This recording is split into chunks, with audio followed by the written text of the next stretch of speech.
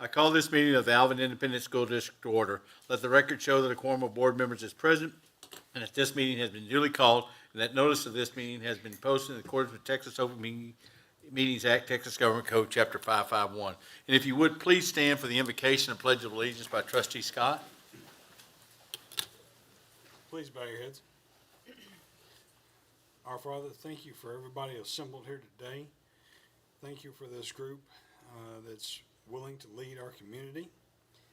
Please, in the future, be with all of our students and all those who we are trying to lead.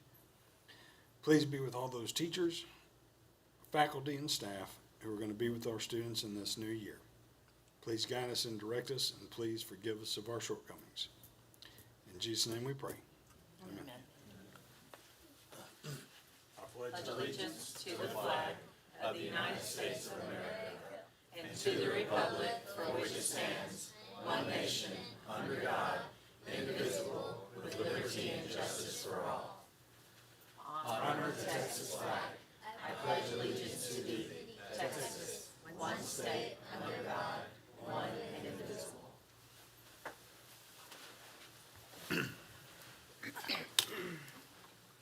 Next, we have the superintendent's report.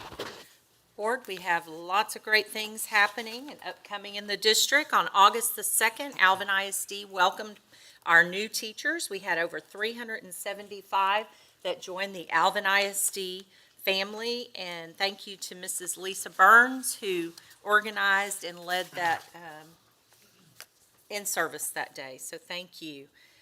Next, Operation Backpack was held today. It was a huge success. Over 3,000 backpacks were distributed as part of Alvin ISD's Operation Backpack. Thank you to the hundreds of volunteers that worked hard to assemble and to distribute to make this event such a success. Our Alvin ISD book bus finished another successful summer of literacy for the 7th consecutive summer. Wow, it's been 7 years. The Alvin ISD book bus visited 21 stops to bring books and literacy to our community, activities to our students. During the 6 weeks, 3,000 books were checked out, more than 3,000 books were given away for free, and 42 community celebrity readers joined our students on the book bus to make summer reading fun and engaging for our students and community. Alvin ISD STEM Bus rolled out this summer in preparation for its inaugural year. During the month of June, the Alvin ISD STEM Bus visited the 3 campuses that hosted summer school. For 3 weeks, over 600 summer school students rotated throughout 12 different STEM stations, while 32 high school STEM interns showed their leadership in the STEM field. The interns also showcased the STEM Bus to Texas teachers and school administrators at the Region 4 STEAM Academy.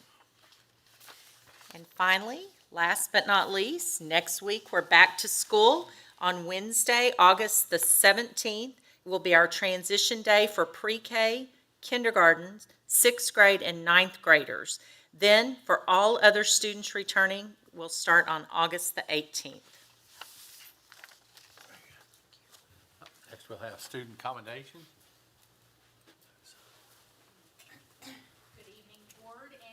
We're very glad you're here today. We have a few commendations we'd like to present to our staff and students. So if you hear your name, please come up when we call you and we'll take pictures. Parents, please feel free to get up out of your seats and come take pictures if you'd like. We'll wait for you because this is all about your students today. So we'll go ahead and get started. So the first one is our Alvin High School barbecue team, y'all. This was their first year.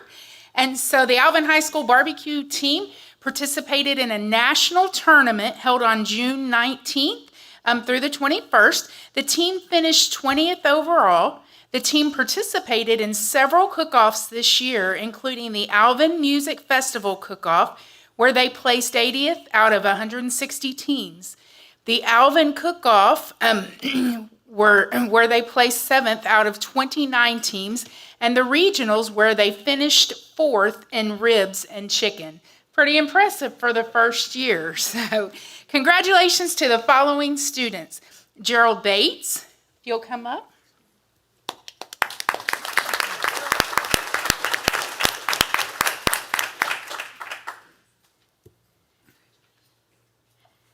Evan Martinez.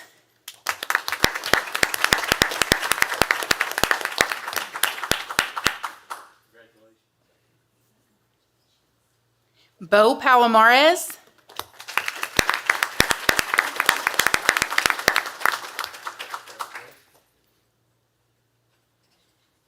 And Alfredo Rios.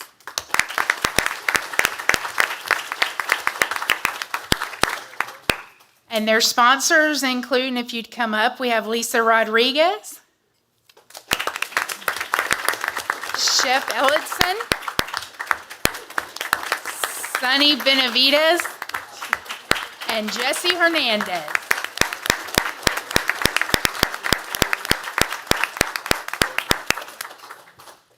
So congratulations to this awesome group. I know we would all love to try what they have to offer, and maybe one day you'll get to. But if parents, please feel free to take pictures. Who brought the sample? That's what I was able to ask. I know.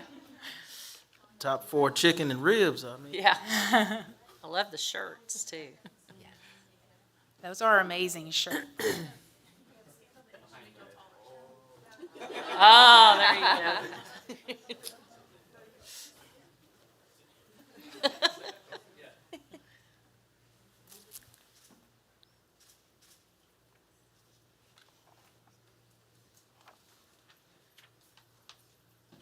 Okay, thank you very much. Great job. Congratulations. So next, board, we're going to talk about the Manville Junior High Honor Choir. So congratulations to Amanda Alvarado and Aubrey Hennigan, 2 7th grade students from Manville Junior High who were selected for the Texas Choral Directors Association Middle School Junior High Honor Choir, which occurred in July in San Antonio. They were 2 out of 200 chosen for this prestigious honor out of the whole state of Texas. So that's pretty amazing.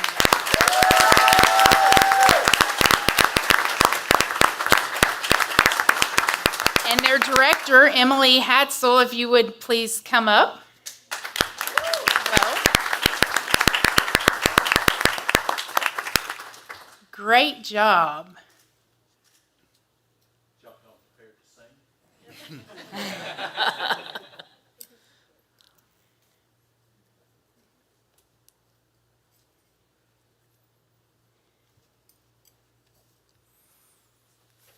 We are very proud of these girls. They have done an amazing job and super, super proud and you represented Alvin ISD well. Thank you.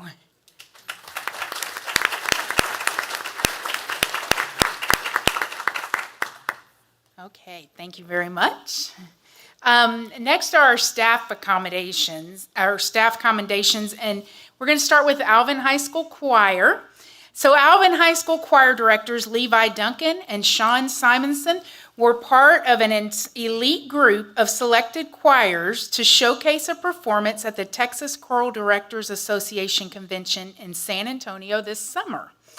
The Alvin High School a cappella choir's UIL video performance of Soon We Will Be Done was selected for the 2022 TCDA convention as a showcase video. This honor places them in the upper caliber of choirs in the entire state. That's a very hard thing to accomplish. So great job. Now we come up. We have Levi and Sean. Did they come prepared to sing? Congratulations, guys. Great What an job. honor. It's a lot of hard work there. Thank you for representing Alvin ISD as well. Yes. Make us look really good. Thank you.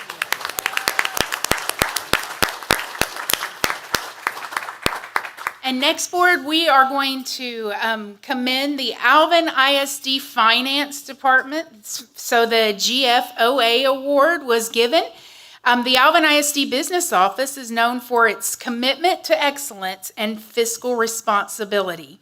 The office was recently awarded the Certificate of Achievement for Excellence in Financial Reporting by the Government Finance Officers Association of the United States and Canada. That's a pretty big deal.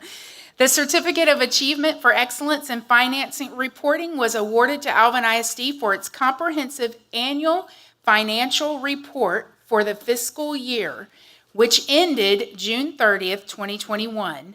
The CAFR was judged by an impartial panel to meet the high standards of the program, which includes demonstrating a constructive spirit of full disclosure to clearly communicate its financial story and motivate potential users and user groups to read the CAFR. The Certificate of Achievement is the highest form of recognition in the area of government accounting and fiscal reporting, and its attainment represents a significant accomplishment by a government and its management. So we would like to honor Cheryl Ryan, Alvin ISD Senior Finance Director. So if Cheryl would come up. We greatly appreciate all you do to take care of us in that capacity.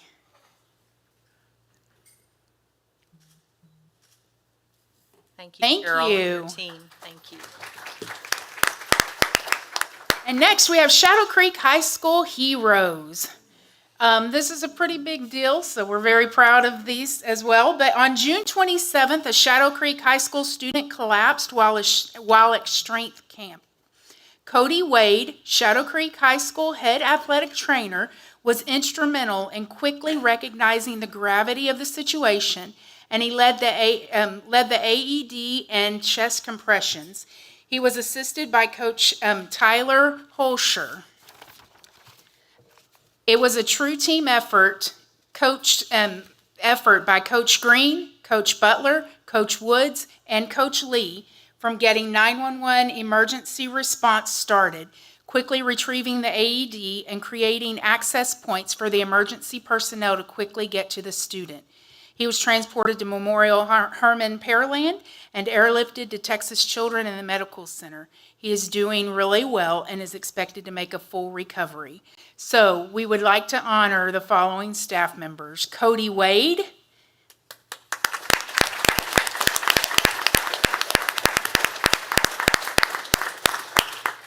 Coach Tyler Holscher,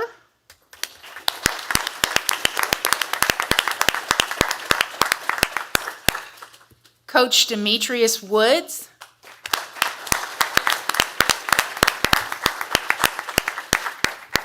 Coach Tyrone Green,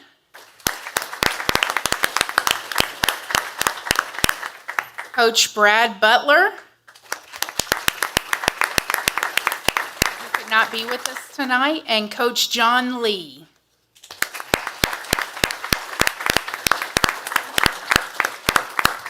On behalf of Alvin ISD, we truly do appreciate all that you do, and thank you for that. And on behalf of parents everywhere, we're super thankful to you that you have that training and you stepped into action. Thank you.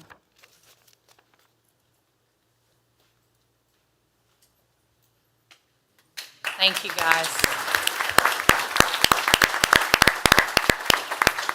I can truly say when something like that happens, you never know how people are going to respond even with all of the training, and our team stepped up that day. And when we got the call that we had a player down and what was happening, I mean, we were all in prayer and praying for the family and the student, but our team just made us so proud that they went into action.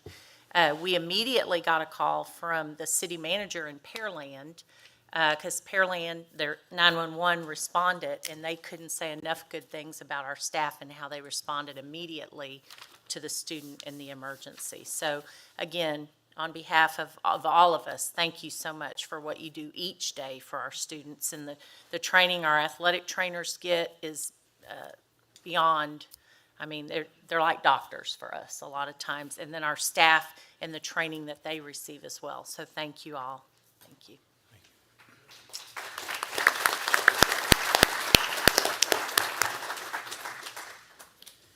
Okay, we are now in the open forum portion of the agenda. If you'd like to address the board, you should have completed the public participation form and submitted it to the superintendent secretary prior to the meeting, according to policy BED local. After I call your name, please come to the podium and state your name, address, and the purpose for addressing the board. Please understand that you will have 3 minutes to speak. If a translator is needed, you will be given 6 minutes to speak. I ask that you also understand that the board cannot take action on your request or comment at this time. However, the president or designee may refer the request to the superintendent for review.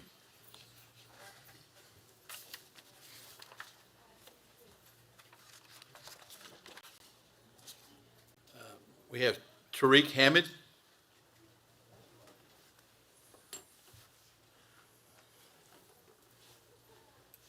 Good evening, everyone. My name is Tariq Hamid. I live 1402 Phyllis Street, Rosharon, Texas. I've been a member of this community for more than 16 years. I'm also an educator. I've served the community for more than 33 years as a teacher, as an assistant principal, as a director. I am here today with my family. It may not look like it. You may think that's a school right there in that front row, but that is my family, who I love dearly. I want my children to look up at these board members right here. I know school does not start until the 16th, I believe, for you guys, but for my children, school is in session right now. So I want all of you to look up at these members on this school board. These are the people that make decisions about your life. They make decisions about you that will travel generations with you. Board members, I want you to look at my family, and I want you to look at my family as if they were yours. Because what has happened here, I have 5 children. They all go to Alvin ISD schools. They are exceptional children. I'm not saying that because they're my children. Anyone that you ask will tell you they are exceptional children. As educators, we are servants of the children. We have to always do what is best for children. One of my children attends Manville High School. He's 15 years old. My other child was assigned to Iowa Colony. Iowa Colony is a beautiful school, money well spent, 250 acres, lakes, beautiful. But that causes a problem for my children. My family, it causes a hardship for my family. If this were your family, my question to you is, what would you want to happen? Would you want your family to be split and have 2 buses come to your house? When it's time to go to open house, I have to go to Manville, go to Iowa Colony. I'm here today looking for compassion. I want my children to look at the faces of the board members that are here and to be able to recognize compassion. And when they leave this meeting, they say, hey, these people truly have my best interests at heart. So I'm asking you, every last one of you, please have compassion and consideration for my children and my family. When I approached this situation, I followed the chain of command. I spoke to everyone that deals with this type of thing. Everyone said to me, I understand. I understand. When a man is hungry, you feed him if you understand. When a person does not have shelter, you provide shelter if you understand. So tonight I'm asking for 2 things, understanding and compassion for my family. Treat my family as if it were your own. Do for my family as you would have done for yours. Thank you.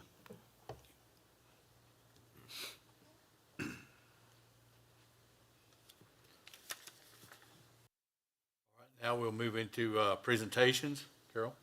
So Board, this evening we have a presentation from Mr. Mike Darlow, and he's the attorney with Purdue, Brandon, Felder, Collins, and Mott, LLP. He will provide us a report on the 2022 tax collection efforts for Alvin ISD. Thank you, Ms. Nelson, board members. Appreciate the opportunity to visit with you all for a few minutes tonight. I brought with me a new associate in our firm, Damian Middleton. Say hello, Damian. Hi, David. He's got the honor of working on your accounts with me, and before we got here tonight, we did a little driving around town and visited a couple of establishments that hadn't paid us yet and suggested that maybe they find their checkbook and pay us. So we're getting after it, and since the report I prepared for you was turned in and it showed $4.26 million, I'm happy to tell you that Damian collected the largest account that owed the school over $80,000 of base tax. So the number I've given you is already down to about 469,000. We had a really good last couple of weeks of July and beginning of August before we got here tonight. So as usual, I'm going to just sort of run through a few things with you, answer any questions that you may have, and we'll get after it because I know you've got a long agenda tonight. So when I did prepare this for you in the middle of July, the outstanding balance through the 21 tax year was $4.269 million of base tax. We break it down into a variety of categories that helps us with our workflow. The largest category you see, roughly half, is what is described as action pending, which primarily are new accounts that didn't pay their 21 taxes. So when July rolled around and the 21 taxes remained unpaid, and recognize y'all collected, and I'll go backwards since I know the backward mark. You collected 98.6% of your current levy of over $156 million. So really great collections. So that amount of money that was left over is primarily what it is that we're working on collecting. As I mentioned, the largest account that's now paid was in that action pending, was $80,000 of base tax there. So we sent out roughly 11,000 notices countywide in the second week of July. As you can imagine, it garnered a lot of activity, payments, phone calls, a couple complaints, people that don't own the property anymore or had some reason not to pay. But it generates a lot of activity, and we work off of that for the next several months in getting people to make commitments to pay. And then if they're not able to pay and we can't figure out a way to get their account resolved, we do file lawsuits. And you'll see in the litigation portion right there, the red that says litigation represents about 19% of your roll. We do have to file suit from time to time. A lot of people pay once the suit gets filed. We have to take judgments. Last week, August 2nd, was tax sale day. We had tax sales involving property in Alvin. The majority of them paid before the sale. They reached an agreement, paid it in full, or made a substantial payment so that we can give them additional time to finish paying off their accounts. A few properties did sell. And I will tell you, as you all well know, the market in Alvin, in Brazoria County, is still very, very hot. Anything that we sell in a tax sale environment sells for way more than the taxes that are owed at the time of the sale. So we're not accumulating any inventory. You may remember, Earl, because you've been on the board for a couple of years, that in-trust number, that 37,000 in bankruptcy and in-trust, about 8,000 of that is in-trust, meaning property that's gone through the whole process, nobody bought it, and now it's co-owned by the jurisdiction. Years ago, a dozen more years ago, we had a lot of accounts in that category, and y'all were considering on a regular basis property to resell. You probably haven't had a resale come before you in probably almost a year because everything is selling, and that's a good thing. Lastly, I'd like to point out the deferrals, and I like to always mention this in a meeting because I think it's important to recognize that if you're over 65 and it's your homestead and you're not in a position to pay your taxes, you do not have to. All you need to do is go to the appraisal district, fill out a form to get the deferral, show them your driver's license and some proof that the property you're living in is your homestead, and you can defer the payment of those taxes. When that happens, the reason that we code that is that they don't get a letter from us, a phone call, we take no action. We periodically check to make sure that everybody that's getting the deferral is entitled to it, but other than that, we just leave it there, and over time, it'll resolve itself. Hopefully the person that's got the deferral is talking to their family and letting them know that when they get this house one day, they're going to get an extra special little bill. So they may be wanting to take care of that. So moving on, let me just see, wrong one. Take you to the third pie chart, which is our tax year chart. And it just takes the money that's owed and breaks it down by category. Again, the largest single year is 2021 that we just started back in July, 1.8 million. And then you can see for 2020, it represents 14% of the roll, and then each year prior to that. And I think the point of this chart really is that The newer, the more collectible. We work very hard to make sure that accounts don't age, and so that we don't run into trouble in having an inability to collect an account. Finally, I've given you collection statistics for 2016 and forward, and I can go back to any one of these years, but let me take you to 2020. So when I was here last year, or I should say back over at the facility where you all met last year, and I gave you an update, and it was about the 2020 year, there was just a tad over $2 million that hadn't been collected at that time. And so coming forward 1 year, ending June 30th of 2022, we collected almost 69% of that $2 million. And so that was a good, strong collection cycle. And if you look back to the year before, 2019, in the first year we had done 62%. So we're pushing in the upper 60s each year. And then for the year we just are going to start, as I mentioned to you at the beginning of my presentation, we have 2.1 million to collect. And I think in terms of dollars, this doesn't mean that your delinquent roll is increasing disproportionately or anything. When you look at the new taxes that you've been adding each year, you'll see that your collection percentage is remaining in that roughly 98 to 99% area, which is what you're looking for. Yes, the dollars are more, but you've got more dollars that you're starting with, so naturally there'll be a little more that get turned over to each year. So with that, I'd be happy to answer any questions on this or anything else that we're doing on behalf of the district. Thank you. Mike, I have a question. So you said y'all send out probably over 11,000 notices. Is that just on behalf of Alvin ISD, or does that No. cover any taxing Any entity tax- within the county? Yes, ma'am. Any Okay. taxing entity in the Brazoria? county. Okay. Yeah. 'Cause we mail them all out at one The time, same and they time. list all the entities that they may Oh, owe. taxes, Yes. okay. Any questions or comments? What's the percentage of, when you said a substantial amount was paid to give them more time? What's that percentage on the balance that's owed? Are you talking about on the tax sales? Correct. Oh, so basically, by the time it gets to a tax sale, unless it's an extreme situation, we won't take less than half of what's owed, plus the costs that are owed in the lawsuit, as the down payment, and then give them usually up to 3 months to pay the balance. Again, there are exceptions, but that's our general rule, because recognizing the opportunities to pay have been there all along, and when it gets to the point of the sale, we really need to get the account resolved. Thank you. Any other questions or comments? Thank you. Well, thank you all, and we Thank you, appreciate Mike. the opportunity to work for Thank you. you, and Damon. Good luck on the upcoming school year. Thank you.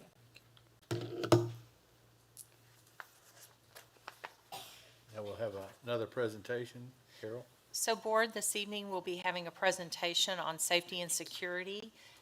This summer, TEA came out with Texas State Safety Center with some requirements, and I will tell you that we were already in the process of doing several of these things, but Mr. Gesh will start our presentation this evening and give you an update, and then he'll turn it over to a couple of others. Good evening, Board. As you can see on the first screen, Mr. Rabelais, our Chief of Safety, who was supposed to be here tonight, so we called an audible today. So Don wasn't able to be with us. So Matt and I are going to try to take his role and try to do the best we can. So it's on short notice for us. But try to get through this and let you know what's going on. As Ms. Nelson stated, we've been looking at safety and security of our students for quite a long time around here in our district. But with the recent events, there's been more of a spotlight even placed on that here over this summer. Some of the major compliance components are an emergency operation plan. I know we have our standing Senate Bill 11 committee, which oversees school safety, is a school safety bill out of the state, where we have board members that serve on that, as well as staff, community members, and local law enforcement. They meet 3 times a year. And recently with that committee, we've reviewed our emergency operations plan. There's a base plan that covers just general emergency operation procedures, and then there's multiple annexes. You can ask some of the campus administrators.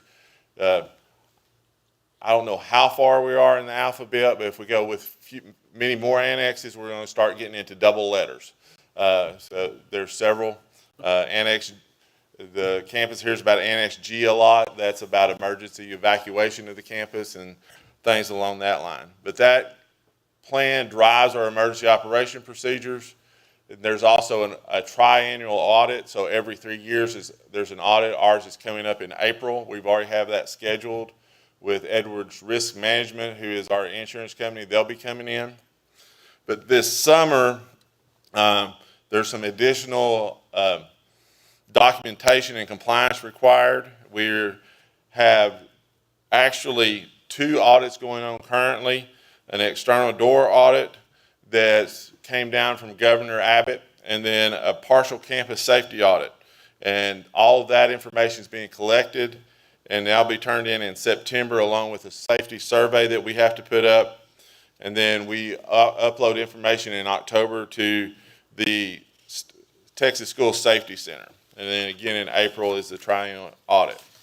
So those are the compliance pieces. We're well on our way to being in compliance with all of those, clicking those off.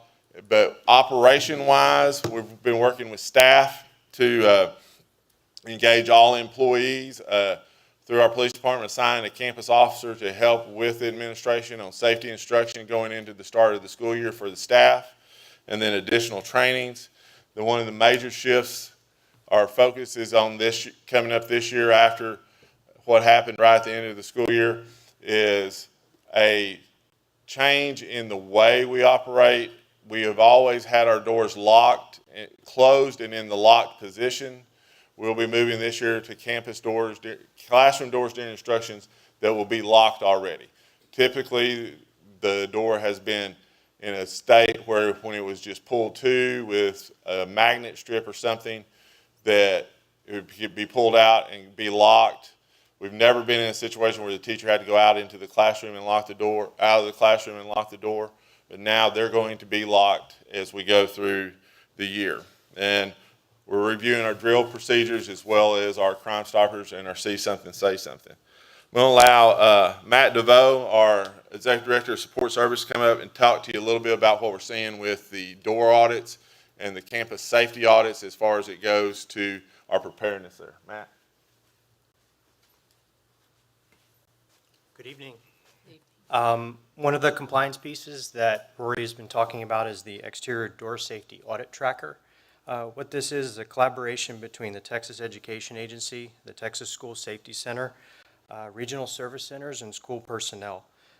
They developed this tool, and it's designed to assist school systems with identifying and tracking door components that are integral to school safety. Very specifically, this tool is designed to be used by those performing a campus site inspection and determine that each door is functioning as designed by the manufacturer.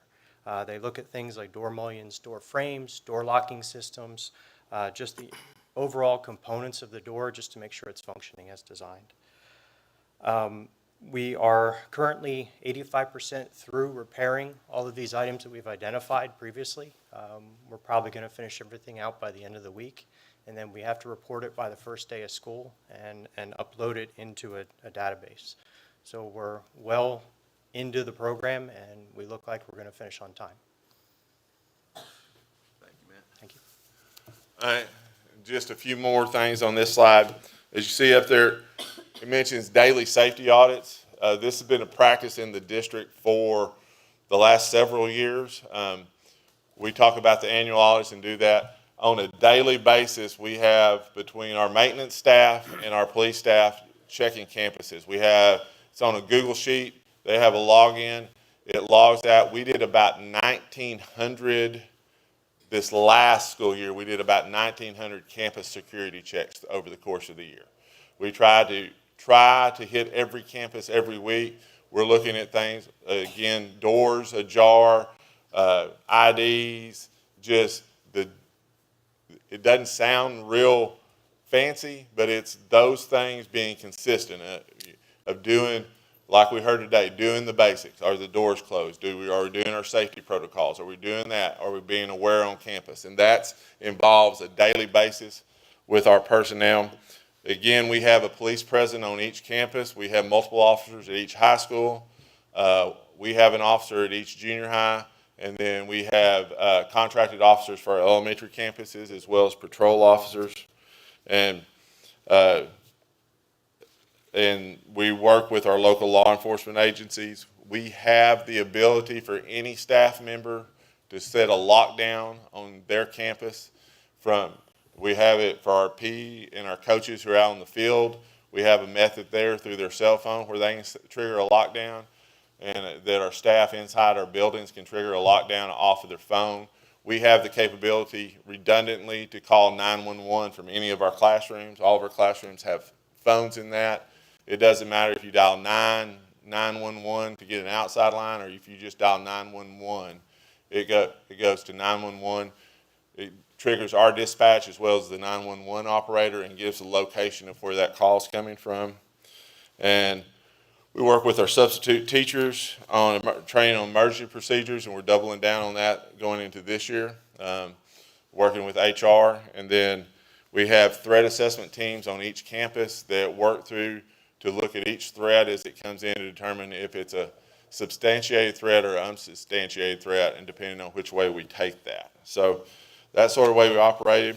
I'm going to turn it over to Chief Putnell to make a few introductions, and then Captain Fontenot, I think, is going to give you a little bit about our police department.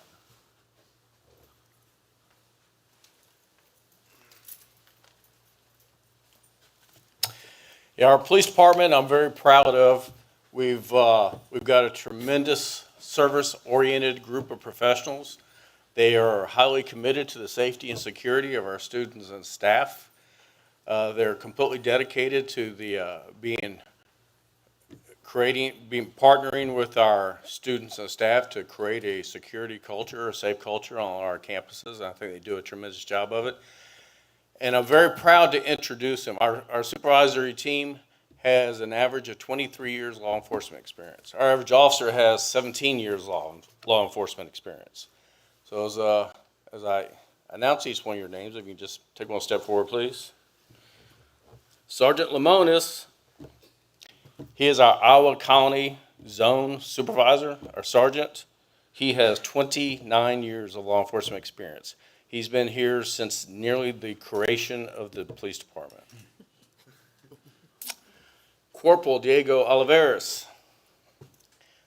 He will be our lead officer at Iowa County High School. He's got 8 years experience as a law enforcement officer. Sergeant David Ramirez. He is our Shadow Creek Zone Sergeant. He has 14 years law enforcement experience. Corporal Joel Fouth. He has 9 years law enforcement experience. He is our lead officer at Shadow Creek High School. He's been the lead since it opened. Sergeant Jermaine V. Jackson. He is our Manville High School Zone Sergeant. He has 10 years law enforcement experience. Corporal Matt Oliver. Matt Oliver, he's our lead officer at Manville High School. He helps push our average experience up. He's got 38 years law enforcement. Sergeant Carrie Martin. She is our Alvin High School Sergeant, or Alvin High School Zone Sergeant. She has 27 years law enforcement experience. Corporal Elder Gomez. He is our lead officer at Alvin High School. He has 15 years law enforcement experience, plus 25 years U.S. Marine Corps. Sergeant Ellen Stark. She has 27 years law enforcement experience, and she is our administration sergeant. And my right-hand man, Captain Chad Fontenot. Most of you know him from his 30 years at Alvin Police Department. He's got 35 years law enforcement experience. And I'm the old man of the group. I have 40 years law enforcement experience.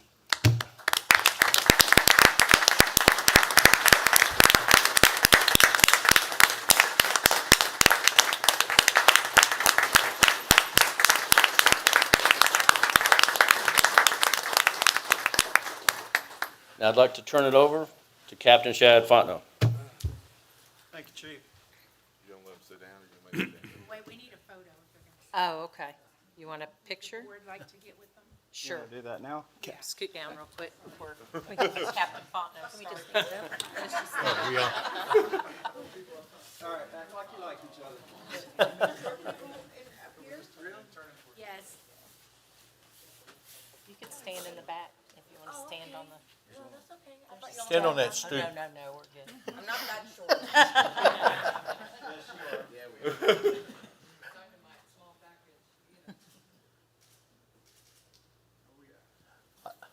Oh, wait, I think you got some moms or wives or something.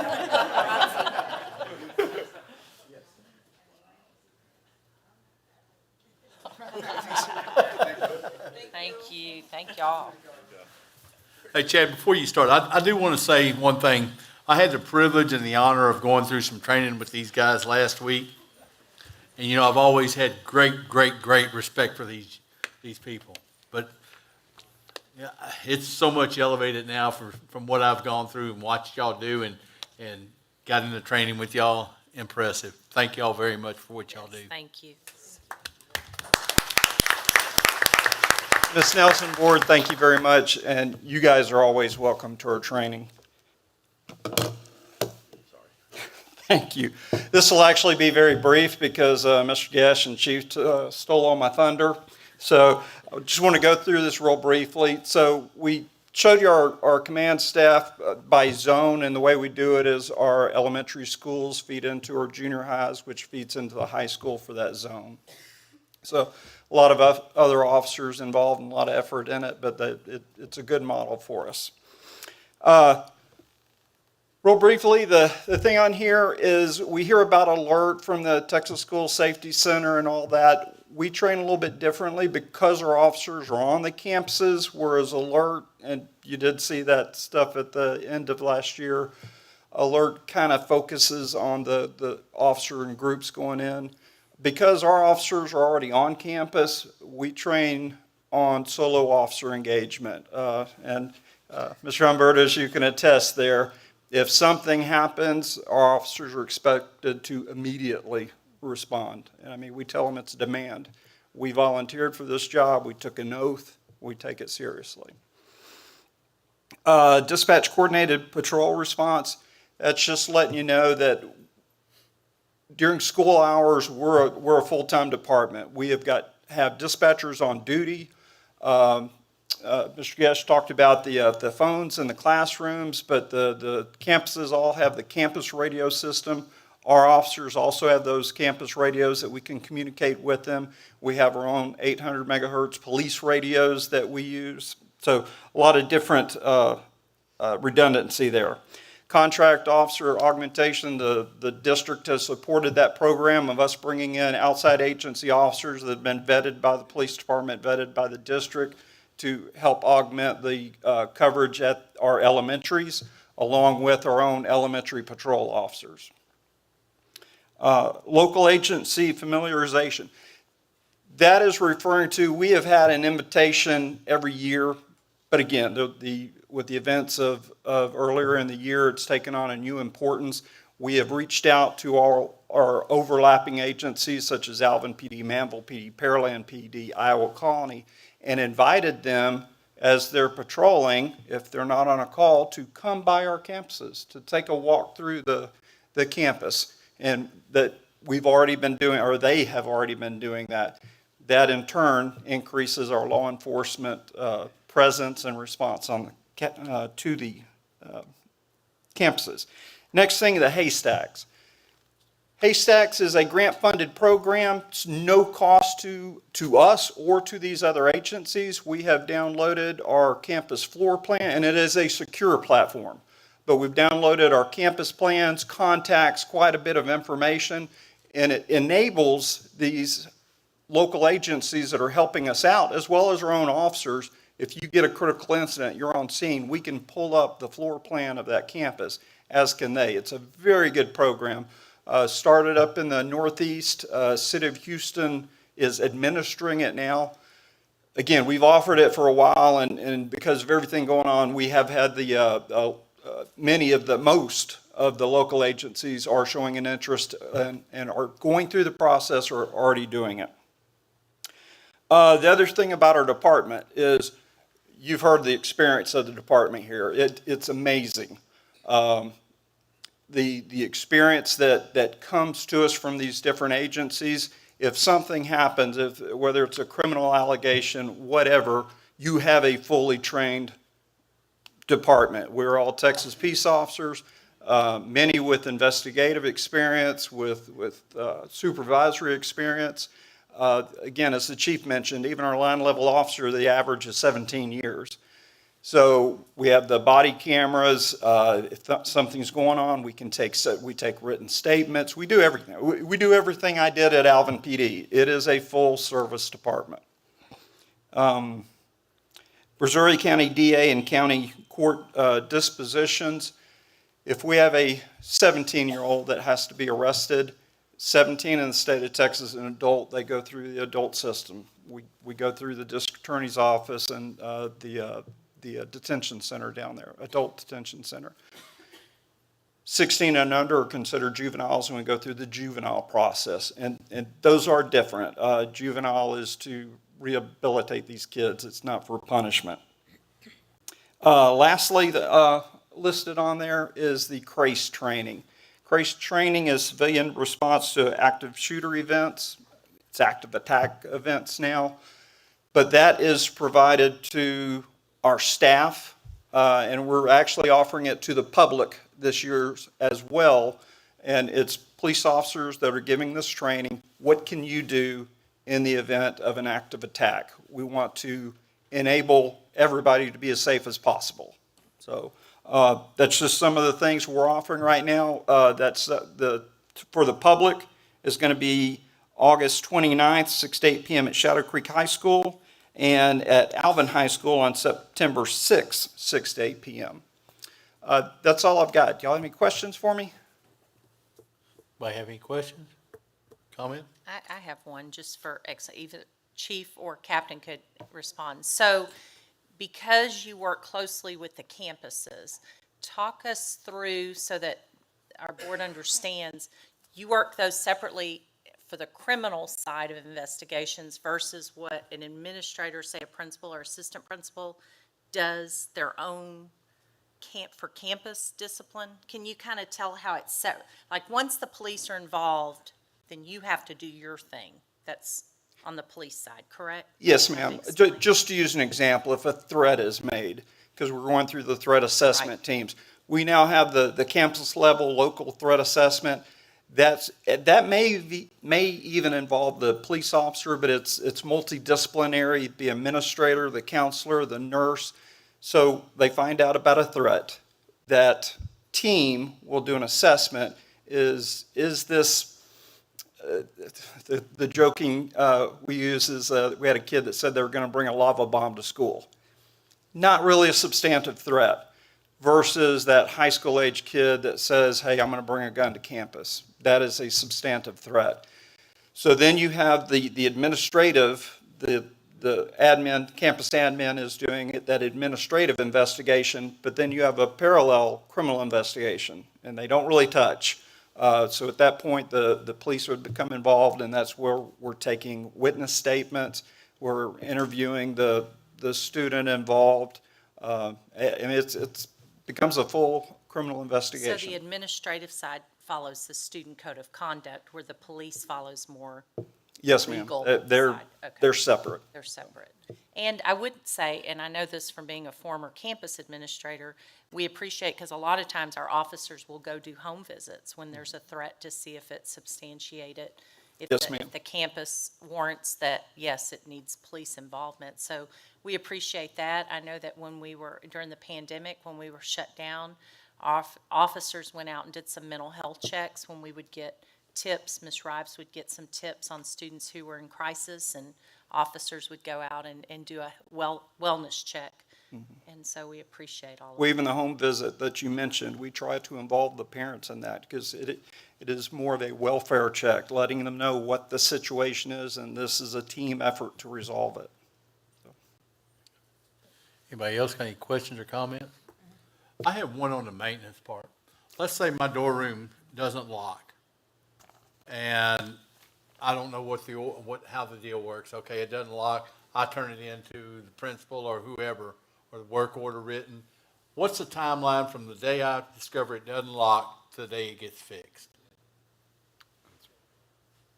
We try and make all attempts to fix it the day of. Okay. Depending on what needs to be ordered, once the ticket is open, it allows us to order parts if necessary. So we try and close it within a 24-hour period.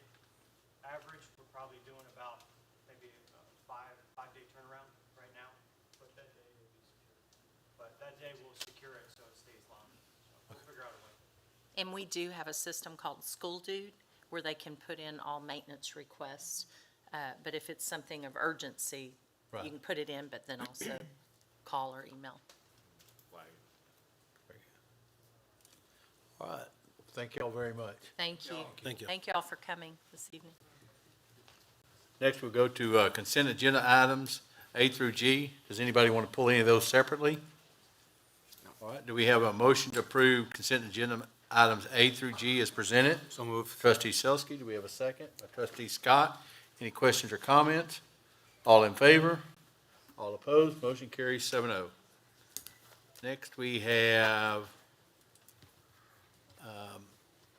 the TASB, a request to consider naming delegate and alternate for the TASB 2022 Delegate Assembly. The board annually approves a delegate and an alternate to represent Alvin ISD at the TASB Fall Conference.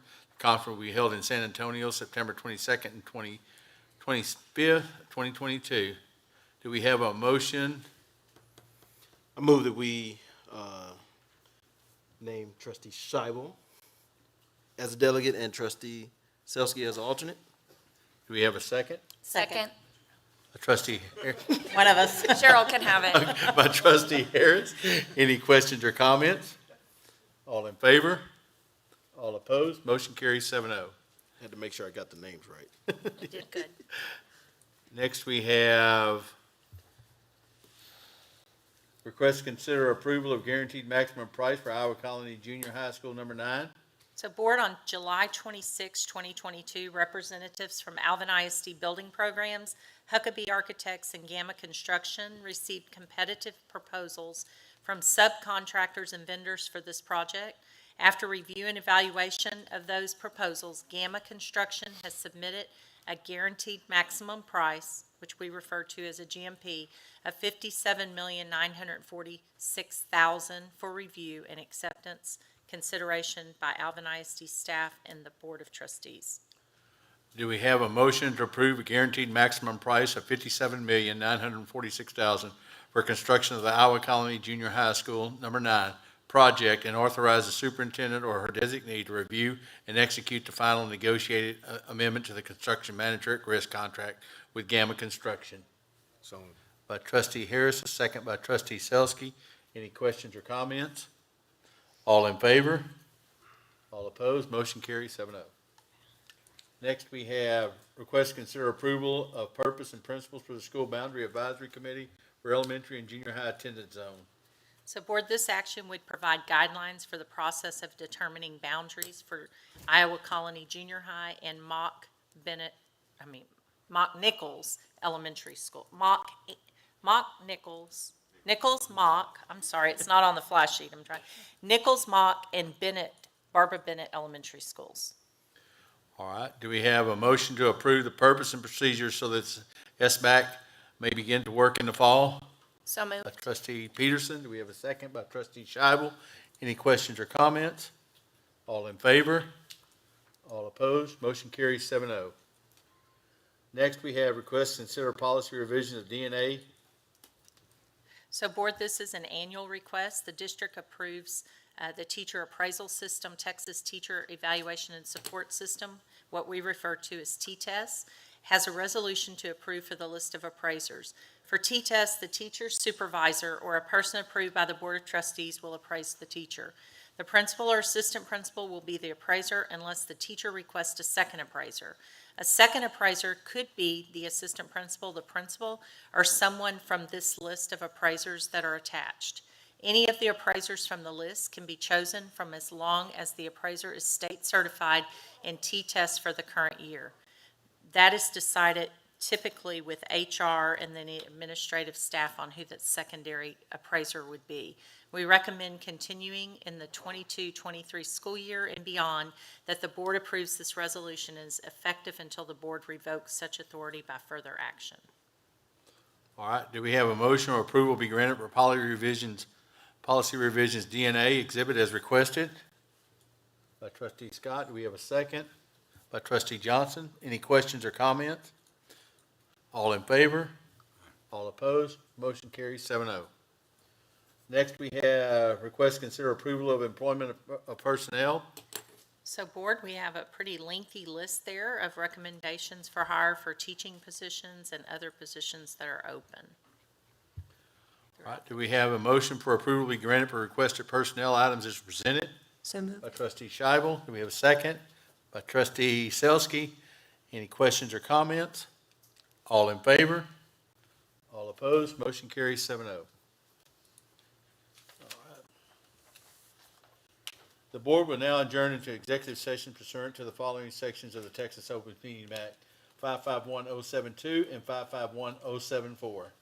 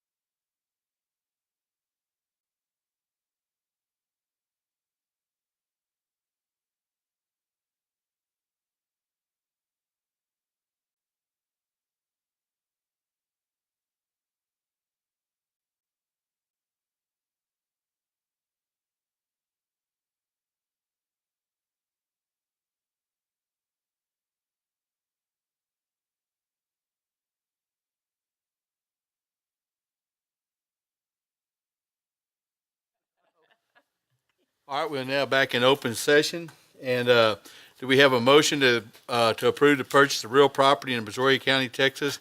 Cost as discussed in closed session, and authorize the superintendent or her designated contract with due diligence, professional service, and negotiate and execute a final sale. Purchase agreement related to the same as discussed in closed session. By trustee Harris, second by trustee Selsky. Any questions or comments? All in favor? All opposed? Motion carries 7-0. And at this time, I make a motion to adjourn. Do we have a second? Trustee Selsky. All in favor? All opposed? Motion carried. We are adjourned. Thank y'all very much.